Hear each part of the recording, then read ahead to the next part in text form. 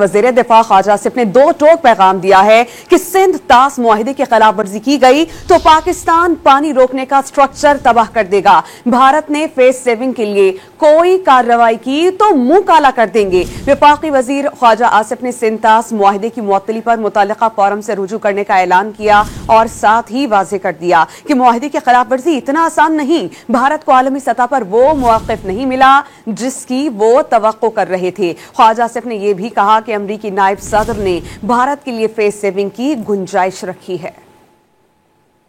اگر کوئی اس قسم کا سٹرکچر بنانے کی کوشش کریں گے we'll strike that structure. بالکل we'll strike that structure. That will be an act of aggression against Pakistan. There is not a shred of evidence جو پاکستان کے اوپر الزام جو ہے وہ سٹک کر سکے۔ کوئی ایک ملک بھی دنیا میں جو ہے وہ اس کی سٹوری کے پیچھے نہیں کھڑا۔ وہ پھنس گیا ہے۔ اس کا خیال تھا کہ the world will believe him۔ دنیا نے مودی پہ یقین نہیں کیا۔ یہ بہت بڑی شکست آلریڈی جو ہے اس نیریٹو کو جو مودی نے بلڈ اپ کرنے کی کوشش کی ہے اس کو ہو چکی ہے۔ اگر کوئی کائنیٹک آپریشن اپنی فیس سیونگ کے لیے ہندوستان کر لے، ہم اس کو فیس سیو کرنے کے لیے ہم اس کے فیس پہ کالک ملیں گے۔